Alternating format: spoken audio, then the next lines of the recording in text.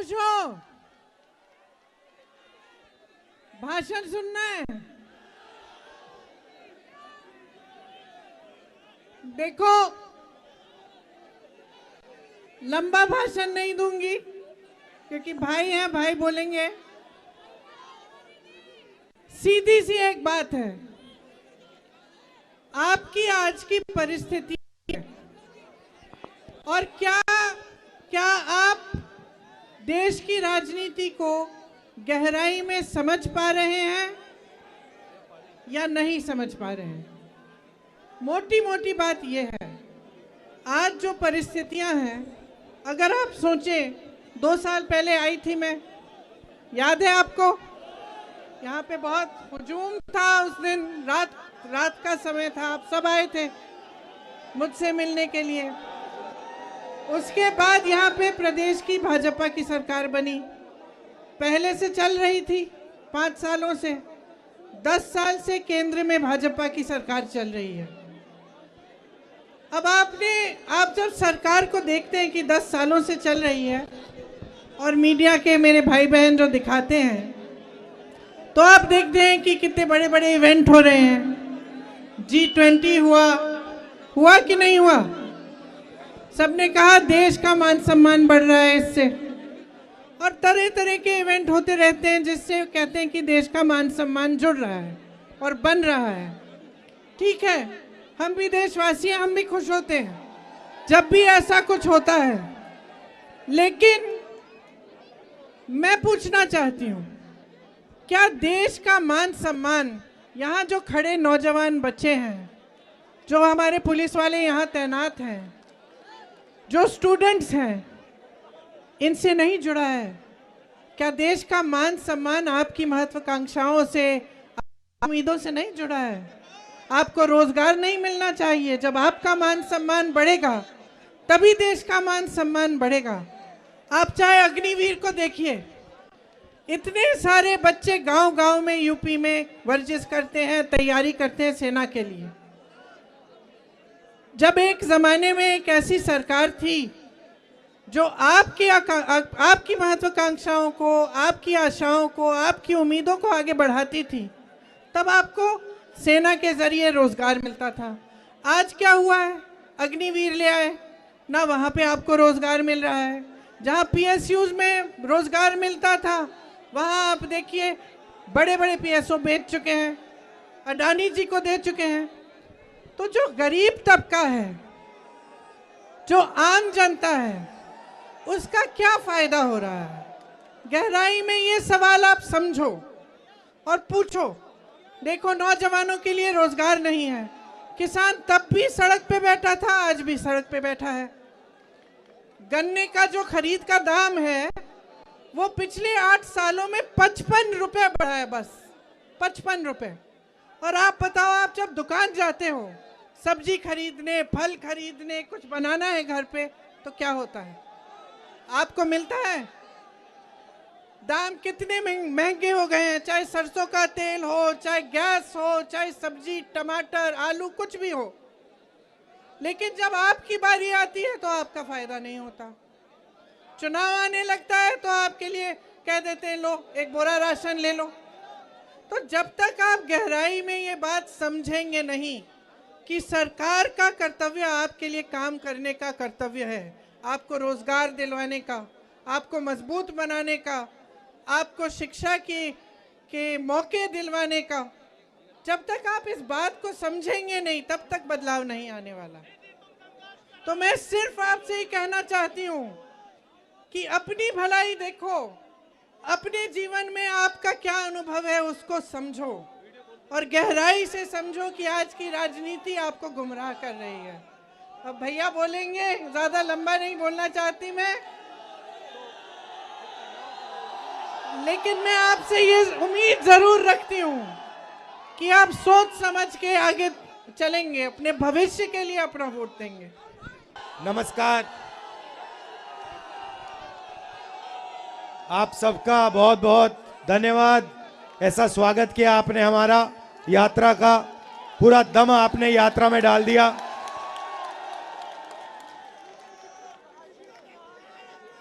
एक साल पहले हमने यात्रा शुरू की कन्याकुमारी से कश्मीर तक, क्योंकि देश में बीजेपी के लोग एक धर्म को दूसरे धर्म से लड़ाने का काम कर रहे हैं और लोगों को धमकाने का, डराने का काम कर रहे हैं, नफरत फैलाने का काम कर रहे हैं।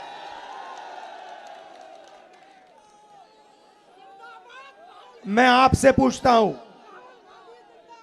अगर परिवार में लड़ाई होती है, भाई ठहर जाओ, अगर परिवार में लड़ाई होती है, एक भाई दूसरे भाई को मारता है, तो परिवार मजबूत होता है, कमजोर होता है?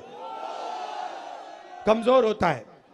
तो अगर देश को कोई कमजोर करता है तो देशभक्त का काम क्या होता है?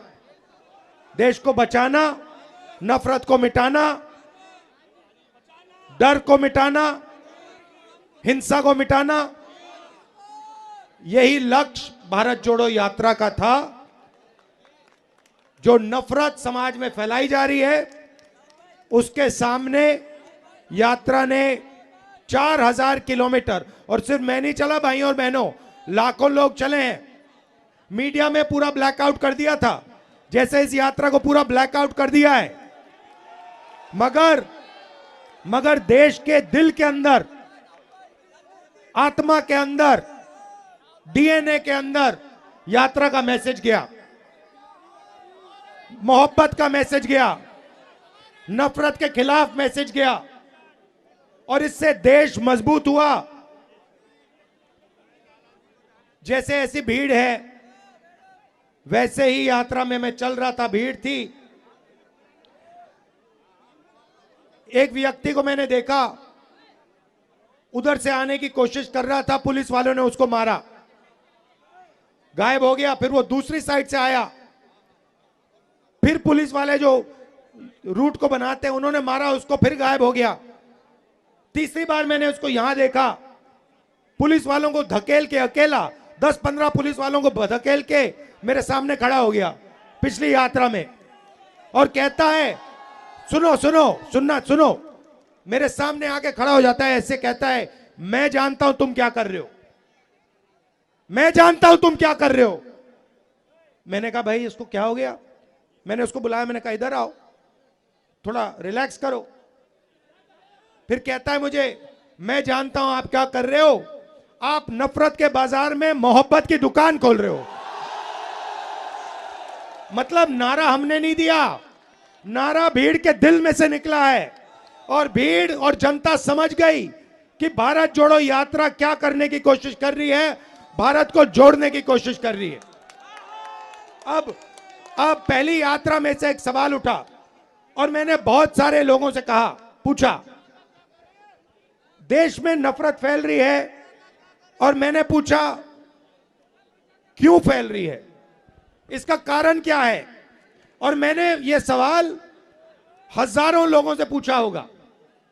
भाई नफरत फैलाई जा रही है, हिंसा फैलाई जा रही है, इसका कारण क्या है? नहीं, वोट बैंक नहीं है भाइयों बहनों, आप गलतफहमी में मत रहो, वोट बैंक नहीं है ये। और हिंदुस्तान की जनता ने ये मुझे बताया, किसानों ने, मजदूरों ने, राहुल जी, हिंसा और नफरत का कारण अन्याय है। हिंदुस्तान के सब गरीब लोगों के साथ 24 घंटा इस देश में अन्याय होता है। किसान के खिलाफ अन्याय होता है, छोटे दुकानदार के खिलाफ अन्याय होता है, युवाओं के खिलाफ अन्याय होता है, सड़कों पे माताओं बहनों के खिलाफ अन्याय होता है। हिंसा का कारण, नफरत का कारण अन्याय है।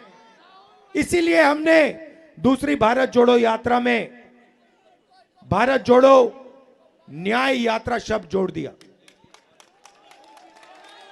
क्योंकि अब ये दूसरी यात्रा भारत को जोड़ने का काम कर रही है, मगर ये दूसरी यात्रा अन्याय के खिलाफ लड़ रही है और न्याय को जनता के सामने लाने की कोशिश कर रही है। अब मैं आपसे एक सवाल पूछना चाहता हूं, यहां पे शांत हो जाएं थोड़ा, यहां पे बहुत सारे लोग हैं, यहां पे हिंदुस्तान में पिछड़े लोगों की कितनी आबादी है?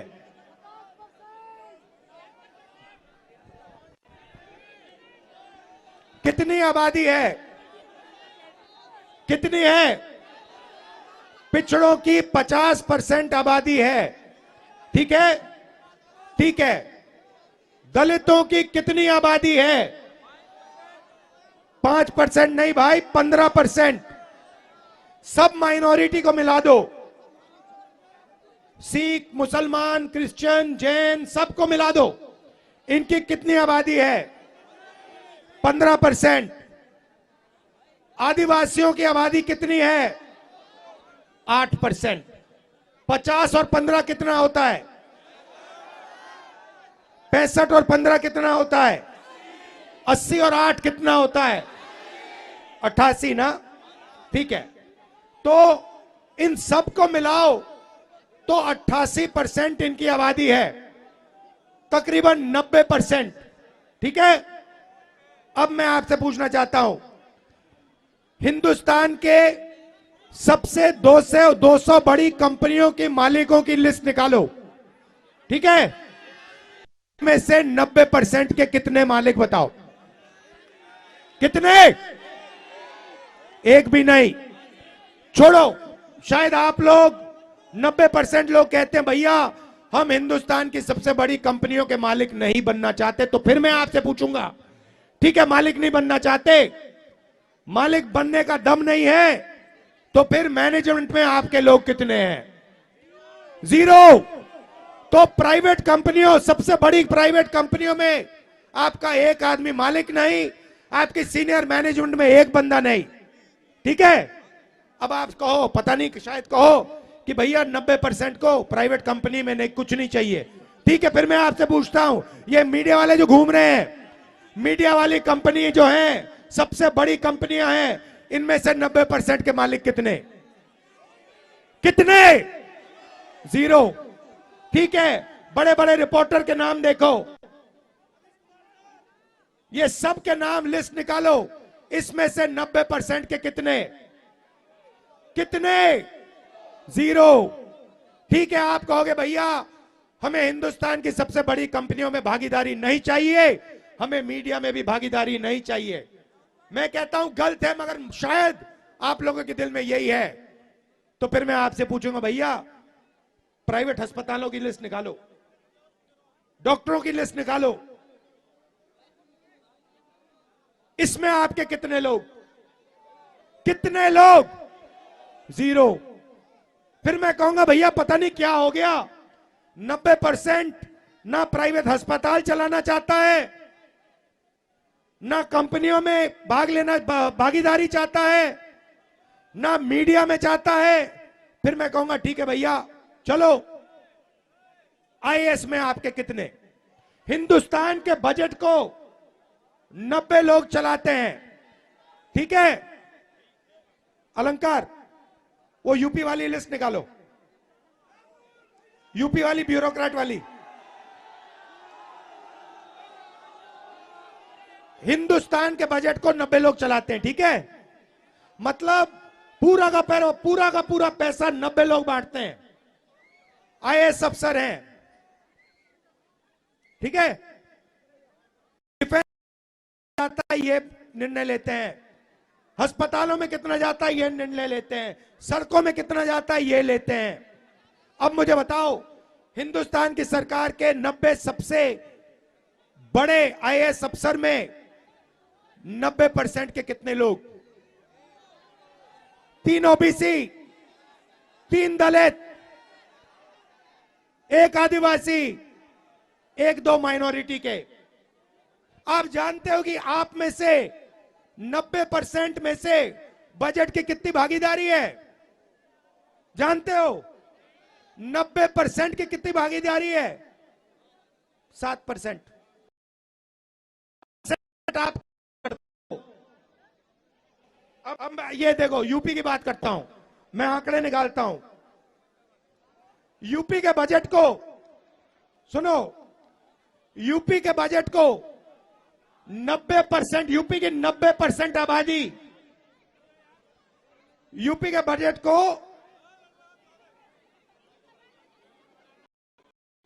10 अफसर कंट्रोल करते हैं, ठीक है, 62।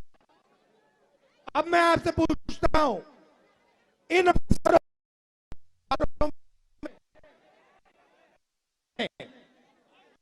यूपी में बताओ, मैं आपको बताता हूं भाइयों, मैं बताता हूं, ओबीसी की भागीदारी यूपी के बजट में कम से कम आपकी भागीदारी 4%, 4%, ठीक है।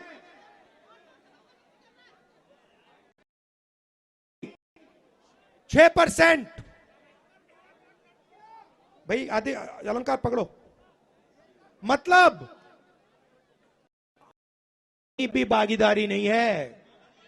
अगर आप समझना चाहते हो कि 90% लोग कहां काम करते हैं, ऐसे पिछड़े माइनॉरिटी के लोग कहां काम करते हैं, मैं आपको बताता हूं।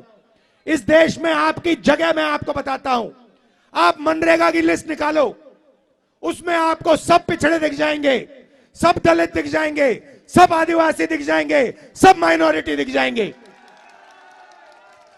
आप कॉन्ट्रैक्ट लेबर की लिस्ट निकालो, शानदार, बिल्कुल शानदार, क्योंकि सच है, सच शानदार होता है। आप कॉन्ट्रैक्ट लेबर की लिस्ट निकालो, आप सफाई कर्मचारियों की लिस्ट निकालो, आप कॉन्ट्रैक्ट लेबर की लिस्ट निकालो, उसको देखो, उसमें आपको मिलेंगे दलित मिलेंगे, आदिवासी मिलेंगे, माइनॉरिटी मिलेंगे, पिछड़े मिलेंगे। यह सच्चाई है हिंदुस्तान की।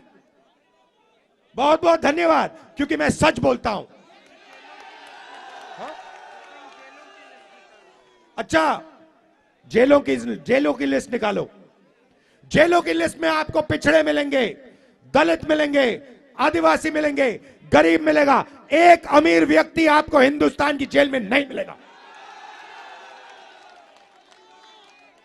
16 लाख करोड़ रुपए नरेंद्र मोदी ने सबसे बड़े अरबपतियों का कर्जा माफ किया। मुझे बताओ, मजदूरों का कितना कर्जा माफ किया, किसानों का कितना माफ किया, बेरोजगारों का कितना माफ किया? 1 रुपया नहीं माफ किया। तो ये भाई और बहनों हो रहा है, 1% के हाथ में पूरा का पूरा है। एक बात मैंने नहीं कही, इसमें गरीब जनरल कास्ट के भी बेचारे लोग हैं, उनको भी कुछ नहीं मिलता, वो भी बैठे हुए देखते रहते हैं, ठीक है। तो हो क्या रहा है, एक तरफ नरेंद्र मोदी जी बैठे हैं, दूसरी तरफ अदानी बैठा है, तीसरी तरफ अमित शाह बैठा है। अब समझना चाहते हो क्या हो रहा है हिंदुस्तान में? समझना चाहते हो? मैं समझाता हूं, मैं बताता हूं। कौन आएगा ऊपर? आ जाओ बेटा, आ जाओ, आ जाओ, आ जाओ, ऊपर आ जाओ।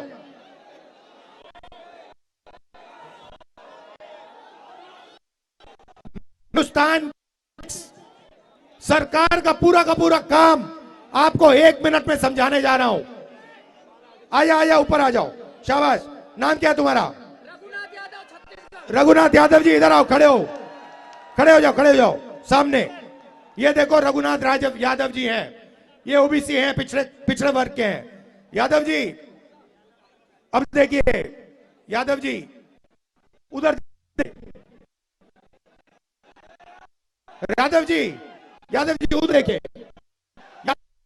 ये देखो, ये क्या हो रहा है? किसी का जेब काटना चाहते हो तो सबसे पहले उसको इधर दिखाओ, उधर दिखाओ, ऊपर दिखाओ, नीचे दिखाओ। ये जो मैंने अभी याद किया, हम नरेंद्र कर रहे। उधर देखो, उधर देखो, ऊपर देखो, थाली बजाओ, फोन की लाइट जलाओ, ये मोदी जी कर रहे हैं, ठीक है भैया। अब एक और आदमी आओ ऊपर, आ जाओ, ठीक है। अब ये देखो, ये अब इनकी जेब काटेगा, ठीक है भैया। यादव जी आप उधर देखो भैया, आप इसके जेब में हाथ डालो, जेब में, ये देखो, ये जेब काट रहा है, इसका नाम अदानी, भैया तीसरा आ जाओ ऊपर। अच्छा भैया इसको एक डंडा दो, इसको एक डंडा दो, ये डंडा दो, झंडा हटाओ और ये डंडा दिया। अच्छा डंडे को हाथ में उठा। ये हमें, ये मोदी जी, अदानी जी, अमित शाह जी, ये सीबीआई, ईडी, इनकम टैक्स, ये उसका डंडा है। अगर किसी ने करने की कोशिश की तो अच्छा डंडा मारे। अदानी जी लगे हुए, 2 सूट पहने हैं। ये पैसा छीना जा रहा है, पेट्रोल से पैसा छीना जा रहा है, बिना रोजगार नहीं दिया जा रहा, ये काम हो रहा है। भाई और बहनों, आपने हमारी मदद की, गलत तो नहीं किया मैंने। अगर कुछ गलत लगा आपको तो माफी मांगता हूं, मैं बस दिखाना चाह रहा था। आपका बहुत बहुत धन्यवाद। नमस्कार। आ जाइए, यहां बैठ जाइए, यहां बैठ जाइए। सर मैं छत्तीसगढ़ से हूं। उधर देखो भाई। भारत जोड़ो। धन्यवाद भैया, बहुत अच्छा लगा आपसे मिलकर। जय जोहार। वो ले लेगा आपको भैया। हाँ शाबाश। We don't do question. ध्यान से भाई, गिर मत जाना। Thank you. तो ये मैंने आपको दिखाया हिंदुस्तान का सिस्टम। हिंदुस्तान के गरीब लोग, पिछड़े लोग, दलित लोग, आदिवासी लोग, माइनॉरिटी के लोग, उनका जेब काटा जा रहा है।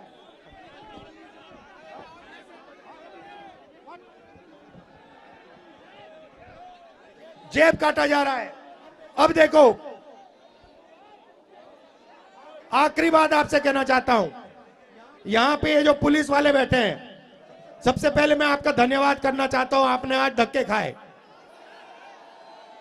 और जो आपको धक्के लगे उसके लिए मैं माफी मांगता हूं। मगर ये जो है पुलिस वाले, भैया धकेलो मत भाई, दब जाएंगे। ये जो पुलिस वाले हैं, ये पुलिस में जब जाते हैं तो ये देश सेवा करने के लिए जाते हैं। सही, ये देश सेवा करने के लिए जाते हैं। ऐसे ही लाखों लोग सुबह उठ के 5 बजे सुबह रनिंग करते हैं, पुशअप करते हैं, पुलअप करते हैं सेना में जाने के लिए। जो इनके देश में, इनके दिल में भावना है देशभक्ति की, वही भावना सेना में होती है। वही भावना लाखों युवा सुबह उठ के रनिंग करते हैं आर्मी में जाने के लिए। सही। अब देखिए उनके साथ क्या किया गया। अभी पेपर आउट भी बोलूंगा। ये लाखों लोग सुबह उठते हैं, सेना में जाने की कोशिश करते हैं। अब नरेंद्र मोदी जी नई योजना लाए हैं, अग्निवीर। अग्निवीर कहती है कि हिंदुस्तान में 2 तरीके के शहीद होंगे। एक होगा जनरल रेगुलर आर्मी वाला, अगर वो शहीद होगा उसे शहीद का दर्जा मिलेगा। और दूसरा होगा अग्निवीर, अगर वो शहीद होगा उसे कोई शहीद का दर्ज नहीं मिलेगा, उसको उसकी लाश को वापस घर भेज दिया जाएगा। उसे ना कोई, उसके परिवार को ना कोई पेंशन मिलेगी, ना कोई मदद मिलेगी, और उसको शहीद का दर्जा नहीं मिलेगा। भाई और बहनों, ये शर्म की बात है। लाखों लोग हिंदुस्तान में आर्मी में जाकर देश सेवा करते थे, उनको इज्जत मिलती थी, उनको पेंशन मिलती थी, उनको कैंटीन मिलती थी और उनको शहीद का दर्जा मिलता था। अब बीजेपी ने यह छीन लिया। 4 में से 3 युवाओं को वो वापस भेजेंगे। और आप देख लेना, लिख के ले लो, वो जो वापस आएंगे ना, वो सारे के सारे जो अग्निवीर निकाले जाएंगे, वो सारे के सारे गरीब होंगे। उनमें से एक अमीर बंदा नहीं निकाला जाएगा। एग्जाम के बाद आप जानते हो ये नया धंधा चला है, आपसे एग्जाम कराते हैं, आप पढ़ाई करते हो, आप अपना पैसा निकाल के प्राइवेट कॉलेज यूनिवर्सिटी में ट्यूशन सेंटर में डालते हो, उसके बाद सुबह उठते हो, एग्जाम करने जाते हो, वहां पे एग्जाम में आपको किसी और का मोबाइल फोन दिखता है, उस पे पूरा का पूरा क्वेश्चन पेपर दिखाई दे जाता है। ये इसका लक्ष्य क्या है कि ये जो रोजगार मांग रहे हैं, सरकारी जॉब मांग रहे हैं, इनका टाइम जाया करो, इनका बेवकूफ बनाओ। भाई और बहनों, ये काम सरकार ही करा रही है, ये काम पेपर लीक का काम यही लोग करा रहे हैं जो आपको रोजगार नहीं देना चाहते हैं। ये सच्चाई है। और रोजगार पैदा हो ही नहीं सकता। क्यों? क्योंकि अदानी जी को पूरा का पूरा दे दिया, और ये जो छोटे व्यापारी हैं, जो छोटे बिजनेस चलाते हैं, हैंडीक्राफ्ट के लोग हैं, ब्रास वाले लोग हैं, ये जो लोग हैं, इनको बर्बाद कर दिया। जीएसटी से, नोटबंदी से इनको खत्म कर दिया। आजकल क्या हो रहा है, चाइना का माल यहां आ रहा है। ये मोबाइल फोन जो है ये चाइना का है, ये चाइना का माल यहां आ रहा है। बड़े बड़े उद्योगपति इसको यहां बेच रहे हैं, आप लोग खरीद रहे हो। हिंदुस्तान के युवाओं को रोजगार नहीं मिल रहा। ये मोबाइल फोन दो मुझे एक, ये देखो, ये है मेड इन चाइना। मैं चाहता हूं इससे चाइना के युवाओं को फायदा होता है, और इससे अदानी जैसे अरबपतियों को फायदा होता है। चाइना का माल यहां बेचते हैं। मैं चाहता हूं सबसे पहले कि हिंदुस्तान के युवा इस फोन को हिंदुस्तान में बनाएं। और एक दिन ऐसा है, प्रियंका माइक पकड़ो, एक दिन ऐसा है कि मैं यहां अलीगढ़ आऊं 10 साल बाद, 6 साल बाद, और इसके फोन के पीछे देखो लिखा हो मेड इन अलीगढ़।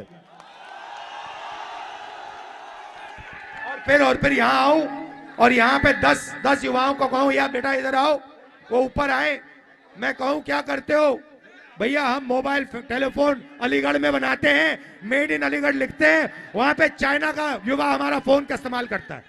ये होना चाहिए हिंदुस्तान में। और ये हम सब मिलकर 90% लोग ये सब मिलकर काम करने जा रहे हैं। आप सबका बहुत बहुत धन्यवाद। जय हिंद, नमस्कार। न्याय का हक मिलने तक।